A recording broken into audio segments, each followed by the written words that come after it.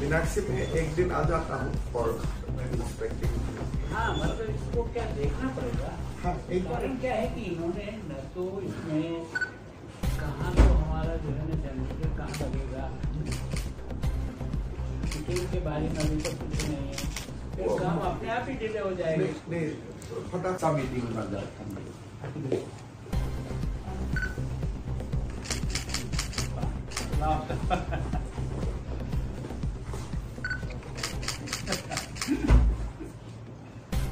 चल चल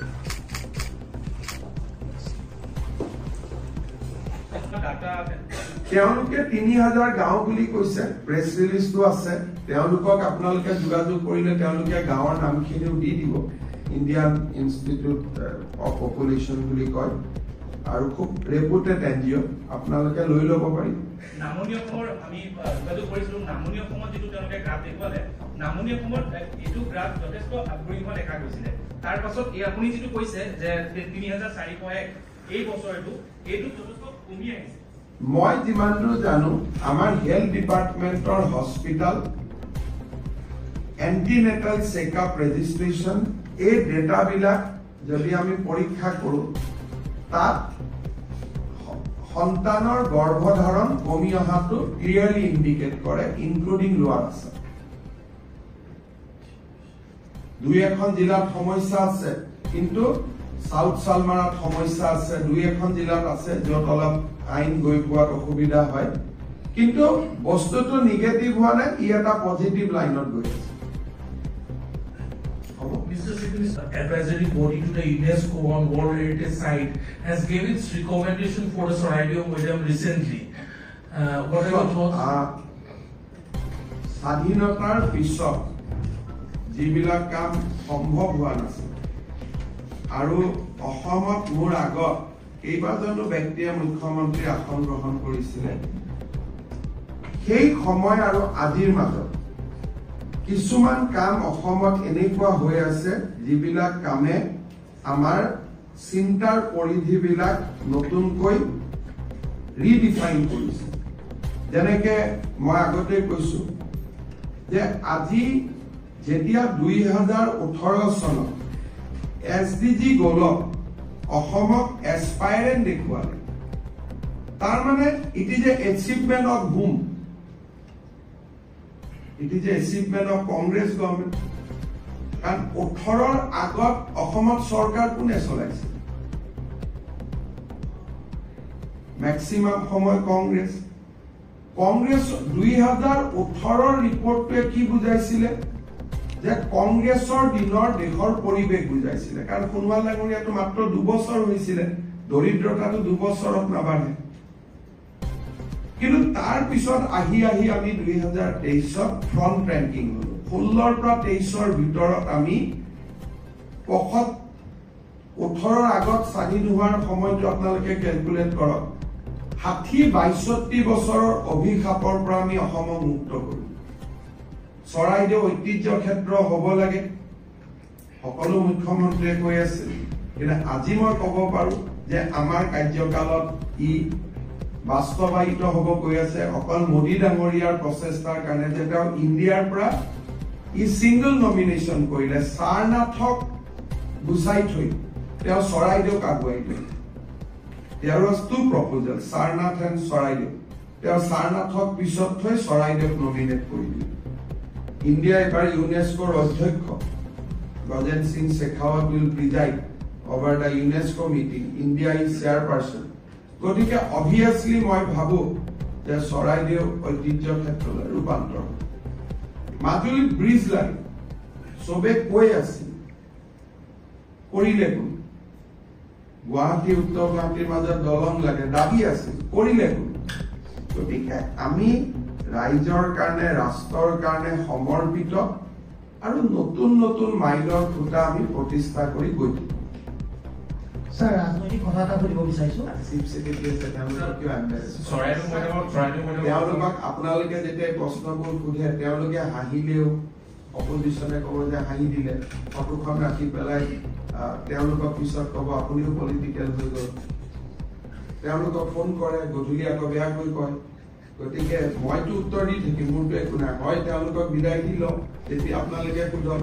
কিন্তু তেওঁলোকৰ উপস্থিতিত ৰাজনৈতিক কথা সুধিলে দে ফিল এম্বাৰেছ। আমি চিভিল চাৰ্ভিচৰ নিউট্ৰেলিটিটো আমি মেইনটেইন কৰিব লাগে। সেইকাৰণে মোৰ আপোনালোকলৈকে অনুৰোধ, যদি মোক পলিটিকেল প্ৰশ্ন সুধিবলৈ মইতো এনি টাইম ৰেডি। আপোনালোকে কৈ দিব, মই তেওঁলোকক বিদায় দি দিম। তেওঁলোকৰ উপস্থিতিত আপোনালোকে ইটোৰ কথা সুধিব, ইটোৰ কথা সুধিব। তেখেত মানুহ মাত্ৰেইটো ৰিয়েকশ্যন হ'বই, কোনোবাই হাঁহিব, কোনোবাই অলপমান মুখখন গধুৰ কৰিব, মুখৰ এক্সপ্ৰেছনটো বদলিবই, সেইটোৱে টিভিত ওলাব। আৰু কোনোবা এজনে গধূলি তেওঁলোকক টেলিফোন কৰিব। গতিকে আমি চিভিল চাৰ্ভেণ্টক নিউট্ৰেল হৈ থাকিব দিব লাগে, সকলোৰে কাৰণে ভাল। পলিটিক্স আহিব যাব, চিভিল চাৰ্ভেণ্টটো সদায় থাকিব। আমাৰ মাজত বনমন্ত্ৰী চন্দ্ৰমোহন পাটোৱাৰী ডাঙৰীয়া, অসম চৰকাৰৰ মুখ্য সচিব আৰু অতিৰিক্ত মুখ্য সচিব বন বিভাগৰ সকলো উপস্থিত আছে আৰু বন বিভাগৰ বিষয়া কৰ্মচাৰী সকলো উপস্থিত আছে। আজি আপোনালোকৰ উপস্থিতিত আমি অমৃত বৃক্ষ আন্দোলনৰ দ্বিতীয় সংস্কৰণৰ যিটো আমাৰ কৰ্মসূচী, তাক আজি আমি আনুষ্ঠানিকভাৱে আৰম্ভ কৰিছোঁ। আপোনালোকে জানে যে যোৱাবাৰ আমি 17 ছেপ্টেম্বৰ তাৰিখে অমৃত বৃক্ষ আন্দোলন সমগ্ৰ ৰাজ্যখনতে আৰম্ভ কৰিছিলোঁ। অমৃত বৃক্ষ আন্দোলন যদিও 17 ছেপ্টেম্বৰত আৰম্ভ হৈছিলে, 12 ছেপ্টেম্বৰৰ পৰাই আমি এই সমগ্ৰ প্ৰক্ৰিয়াটোক জনপ্ৰিয় কৰাৰ বাবে বিভিন্ন কাৰ্যসূচী হাতত লৈছিলোঁ। চেপলিংছ বিতৰণ, নিৰ্দিষ্ট এলেকাত 10 লাখ গছ ৰোপণ বা বৃক্ষৰোপণ, ছাত্ৰ ছাত্ৰীসকলৰ মাজত আমি সমূহীয়া এটা বৃক্ষৰোপণ, অসমৰ মেপখন বৃক্ষ দি পূৰ্ণতা প্ৰদান, এই ধৰণে আমি যোৱা বছৰ 10টা গিনিজ ৱৰ্ল্ড ৰেকৰ্ড আমি স্থাপন কৰিছিলোঁ আৰু 1,12,00,000 আমি গছ পুলি ৰোপণ কৰিছিলোঁ। 17 ছেপ্টেম্বৰত গছ পুলি ৰোপণ হোৱাৰ পিছত বহুতৰ মনত শংকা আছিলে যে এই গছ পুলিকেইটা বাচিবনে নাই। যি নহওক, 17 ছেপ্টেম্বৰৰ ঠিক পিছতেই সুন্দৰ কৰি বৰষুণ আহে আৰু গছ পুলিবিলাক জীপাল হৈ উঠে।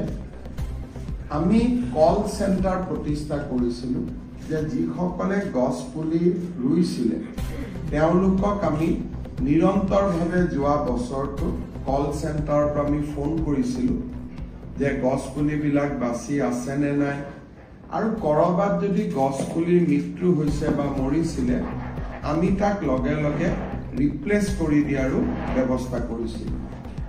আজি আমি আপোনালোকক অত্যন্ত আনন্দ সহকাৰে জনাব খোজো যে এই 1,12,00,000 গছ পুলি 90% গছ পুলি জীয়াই আছে আৰু সুন্দৰ কৰি ই প্ৰতিপালিত হৈছে।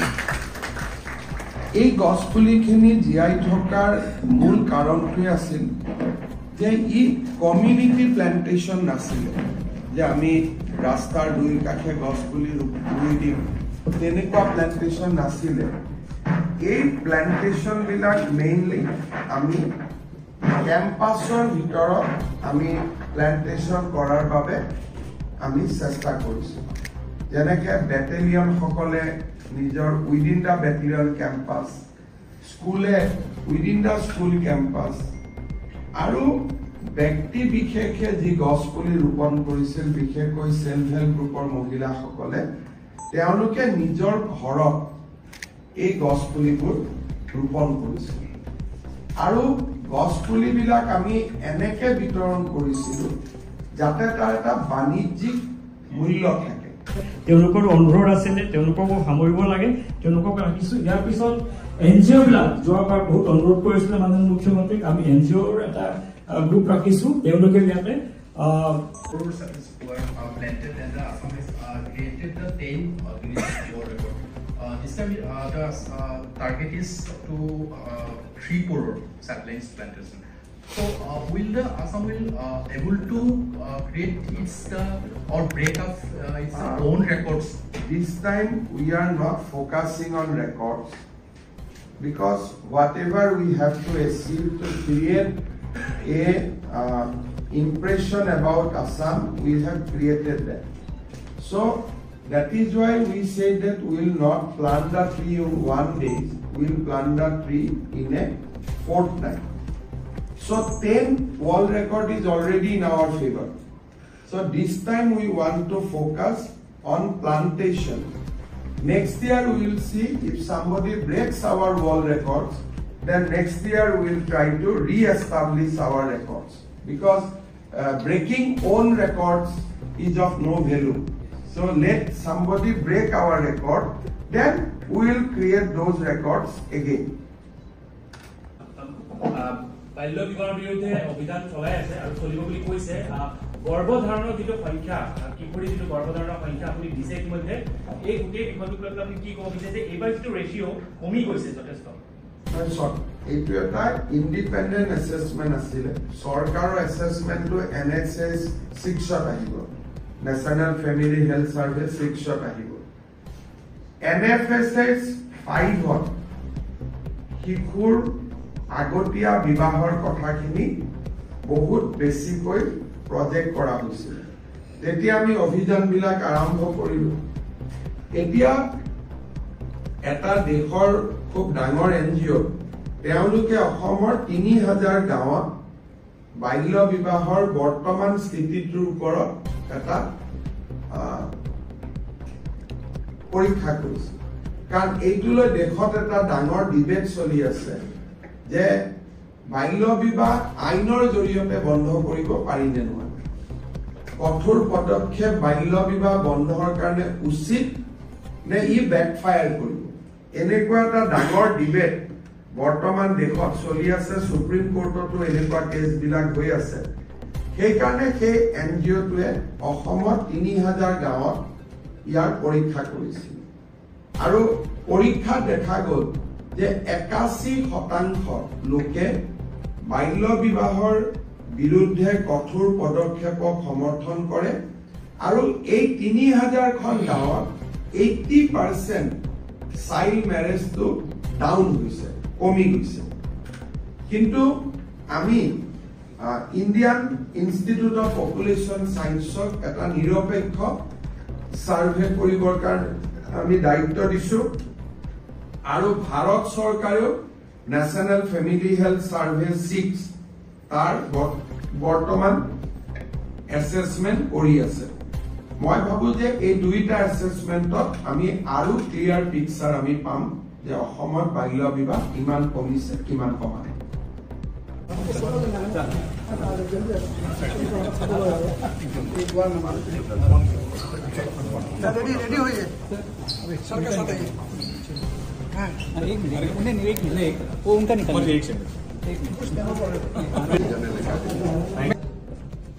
ID renewal cutoff date. पहला बार हम लोगों ने अच्छा स्पॉन्सरशिप मिला।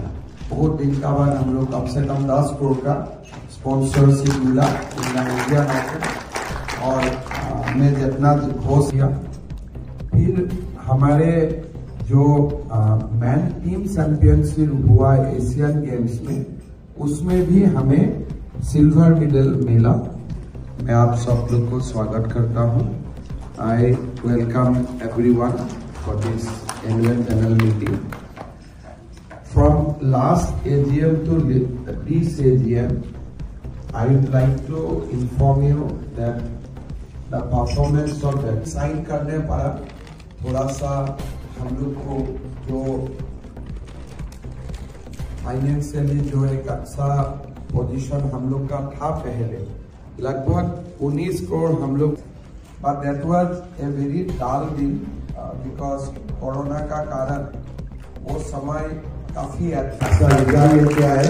We convey our best to sponsor fully and other ways. So let me decide, and January we will announce new things. So from tournament committee, we have given some proposal to the general secretary. So let that be implemented. We'll organize some more funds so that we can give to state as well as for conducting tournament.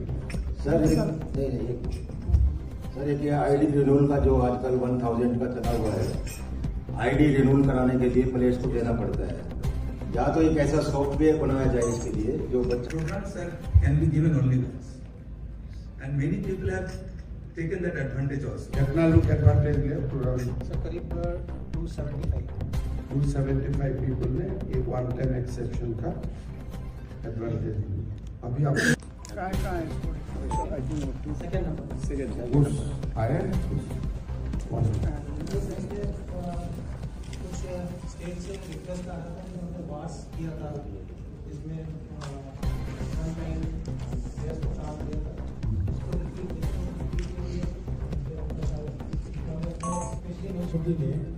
Sanjeev Mishra ji साहब ने सब लोगों ने बहुत अच्छा काम किया, तो 50% जो प्लेयर्स को अभी निकालने की कर दी।